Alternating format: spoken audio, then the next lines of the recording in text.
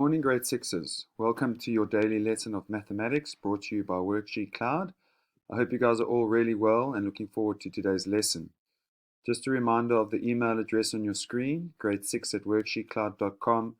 Please feel free to send me any questions, suggestions, feedback, topics that you'd like me to cover moving forward, and I'll be happy to address those.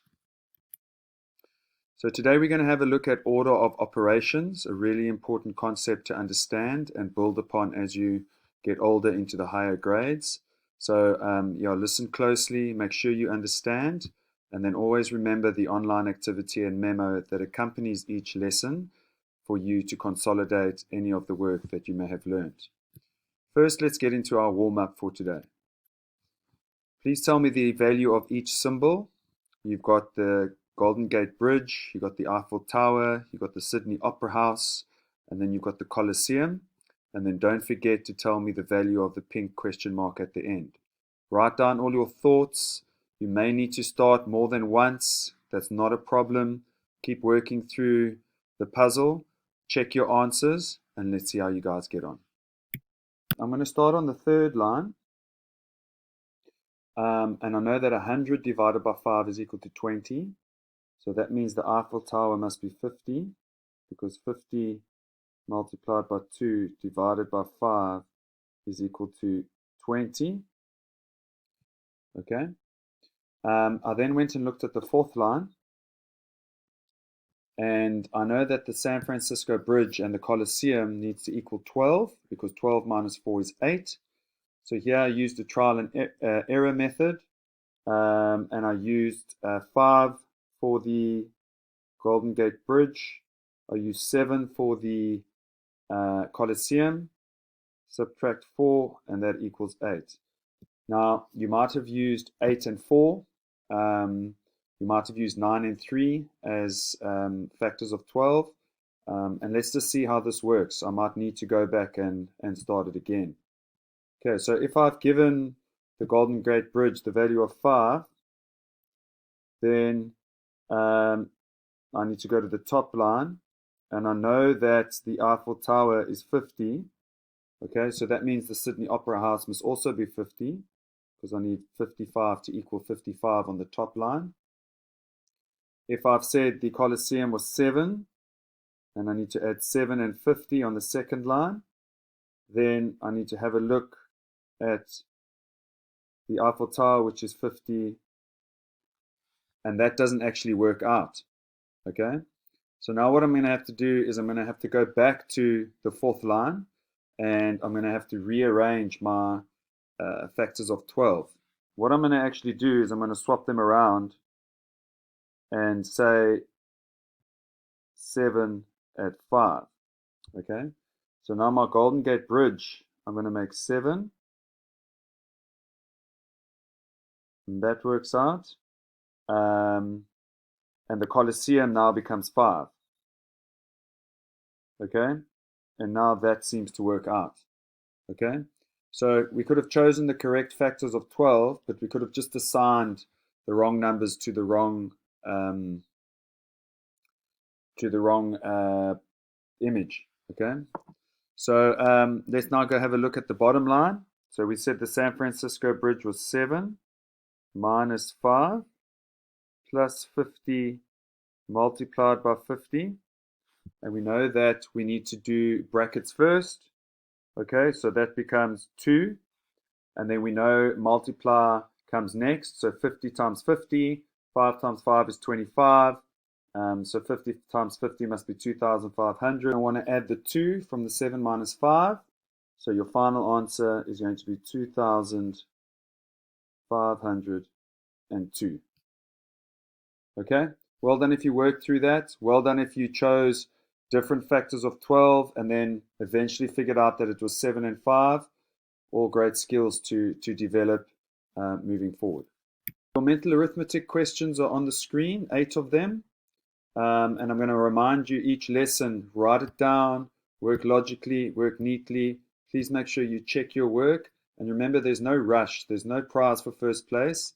There's only a prize for good quality work and getting the correct answers. Off you go, and let's see how you get through these 8 questions. Question 1, the addition.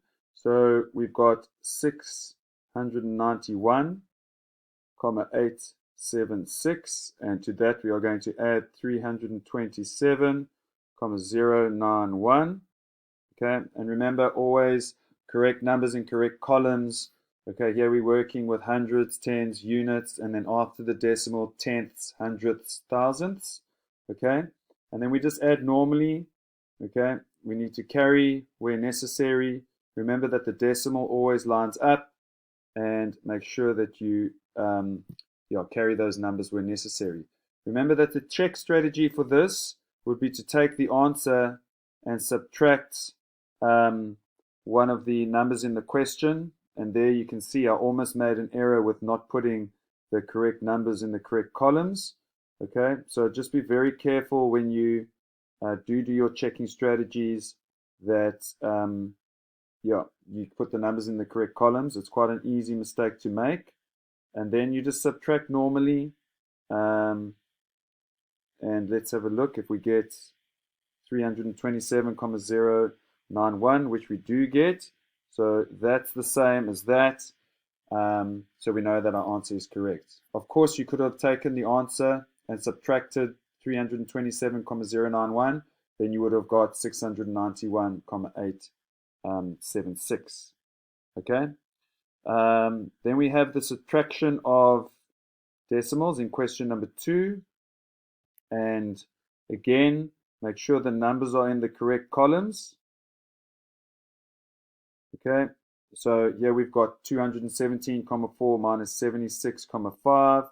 Okay, so just make sure you don't put the 76 under the 200 and the one for the tens. Okay, so yeah, make sure that everything lines up. Okay, we're going to need to borrow. So 14 minus 5 is 9. Decimal in the same place. 6 minus 6, need to borrow again. 11 minus 7 is 4. And 1 minus nothing is 1. Okay, and then to check that, 9 add 5 is 14, happy. 0 add 6 is 6, happy. 4 add 7 is 11, happy. And then 1, okay, add nothing is 1. So we're happy that that calculation is correct. Question 3 is long multiplication. Okay, and here we got 2 digits multiplied by 2 digits. So 72 multiplied by 61. There are various options that you can choose from. Let's try the double and halving method. So halving 72 is 36, and doubling 61 is 122. Halving again is 18, and doubling is 244. Halving again is 9, and then double 244 is 488. Now I've got a short division sum, okay, which for me is a little bit easier. So I can now say 488 times 9. Okay, I can break that up. I can say 9 times 400, and I'm just going to write that in the corner. I know 9 times 4 is 36, so 9 times 400 must be 3,600. Then I must say 9 multiplied by 80, and I know 9 times 8 is 72, so 9 times 80 must be 720, and then 9 times 8 is 72. Okay, if I add all those together, so 3,600 plus 720 is 4,320. Add the 72, you get 4,392. Let's go and check that though, and see if another method works. Okay, and the second method I'm going to use today, I'm going to split 72 up into 70 and 2, and I'm going to split 61 up into 60 and 1. Okay, and let's have a look at how this all works out. Okay, so 70 times 6, 7 times 6 is 42, so we know it's 4,200. 70 times 1 is 70, 2 times 6 is 120, 2 times 60, and then 2 times 1 is 2. Then if I add them all up, I'm going to get 4,320 here. I'm going to get 72 in the second column, and then if you add them together, you're going to get 4,392. So both answers are the same.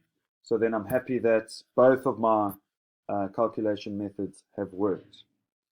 Okay, remember, you guys must choose the option or the strategy that you want to use, but it is very useful to be able to have more than one calculation strategy to be able to rely on.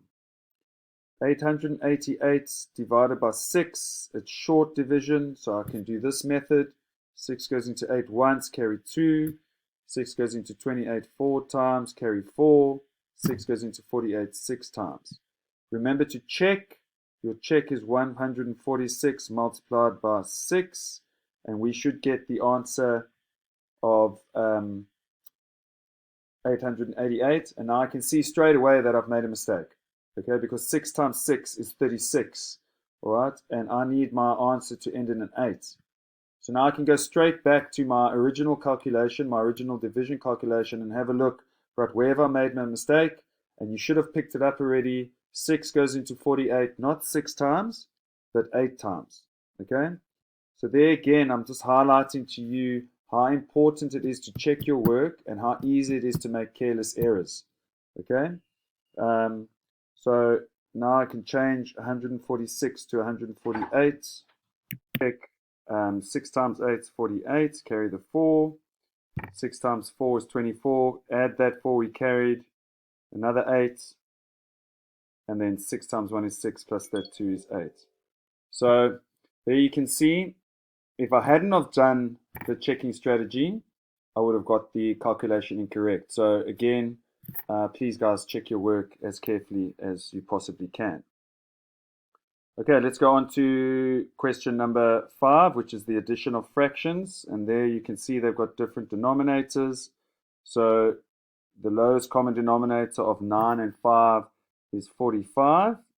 Okay, 9 goes into 45 5 times. 5 times the numerator 1 is 5. 5 goes into 45 9 times. 9 times the numerator 2 is 18. And when we add 18 and 5, we get 23 over the same denominator, 45. Question 6, division of a decimal by 100. We know that when we divide numbers, they get smaller. So if I divide by 10, my number gets 2 places smaller. So that's going to be 2,138. Okay, that's your answer for number 6. For number 7, 56 plus C equals 70. Okay, so both of these numbers must be the same because it's the same letter or same symbol. All right, so 56 plus 14 is equal to 70. So if I need 14 to be halved, it must be plus 56 plus 7 and then plus 7 again. All right, and then your last question, question 8, is just converting measurements. So 25 millimeters, how many millimeters in a centimeter? That's 10. So therefore, in 20 millimeters, that's 2 centimeters. And then you've got the 5 millimeters left over, which must be half a centimeter. So you're looking at 2,5 centimeters. You can also write that as 2 centimeters and 5 millimeters. But just notice that they asked you to write it in centimeters. So this 2,5 centimeters would be the accepted answer. Okay, guys, I hope you've worked through those and you've checked your work and you're getting these calculations correct. Remember that there are lessons on each of these concepts as long as online activities and memos. So please take the time, make the most of the opportunity of understanding this work and getting it correct. But the key here is to check your work for any careless errors as I highlighted to you in some of the examples. Right, let's get on to the main theme of today. So our main theme today is order of operations, and we need to use the correct order when we do operations. Okay, so on the screen you can see we have 24 divided by 6 divided by 2, and the first rule that we need to talk about is that we work from left to right. Okay, so here we would say 24 divided by 6 first, that equals 4, and then 4 divided by 2 equals 2. Okay, you cannot do 6 divided by 2 first and then 24 divided by 3. Okay, because as you can see, that gives you a completely different answer in 8. So the key there, guys, is to work from left to right when all your operational signs are the same.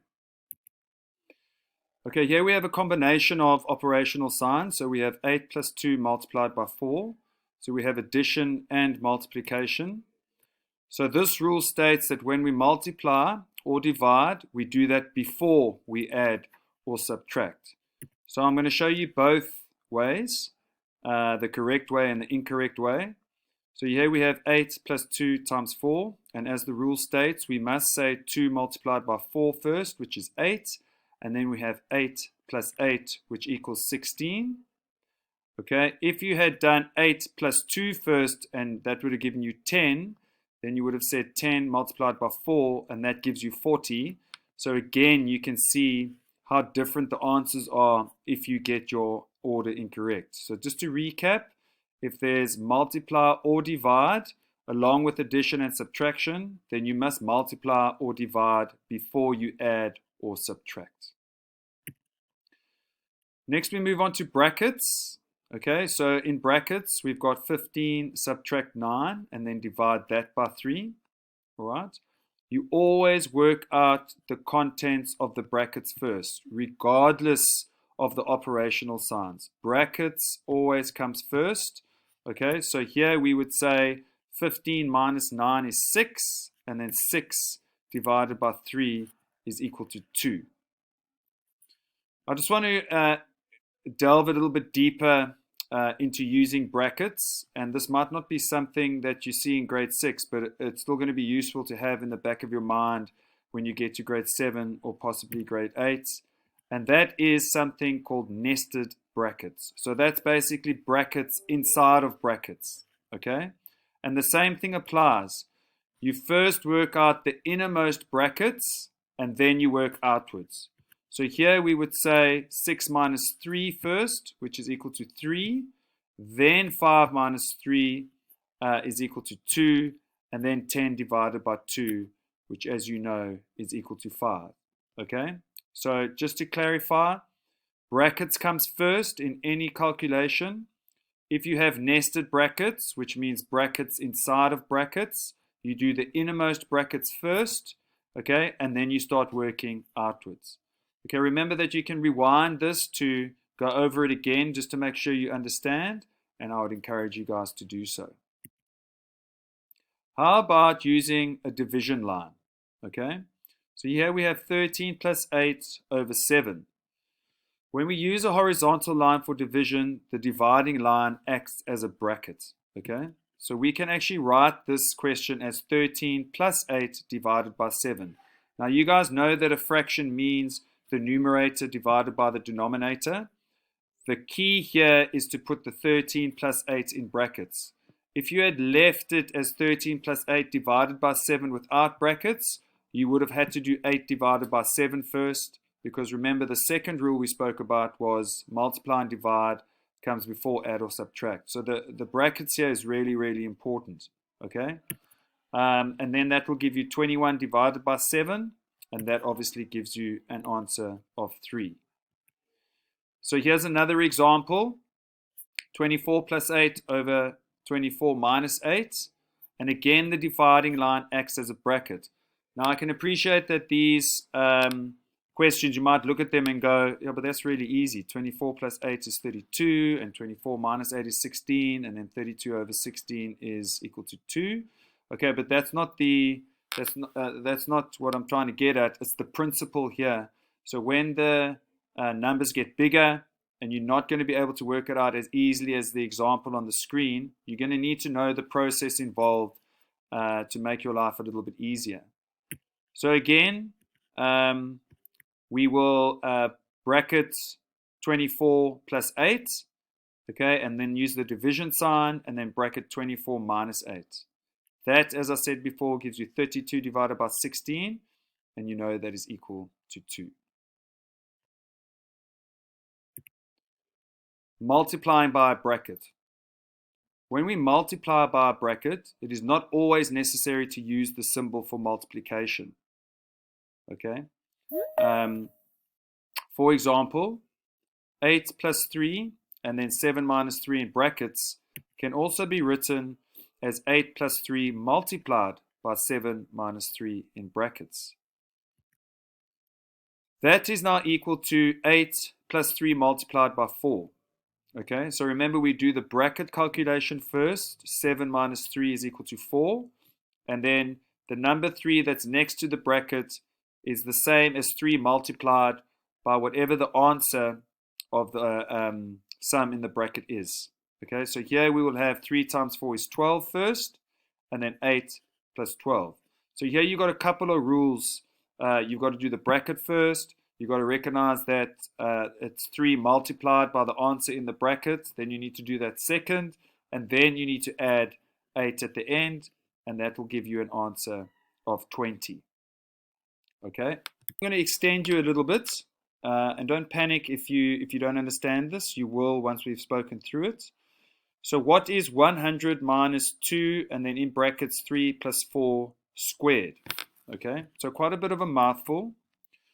So when indices appear in a calculation, these are worked out after the brackets. Okay, so the same rule applies. Brackets first, then the indice, and then we can carry on with multiplying by 2 and then subtract all of that from 100.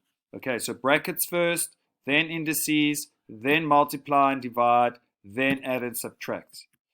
So for this example, we would say 3 plus 4 first.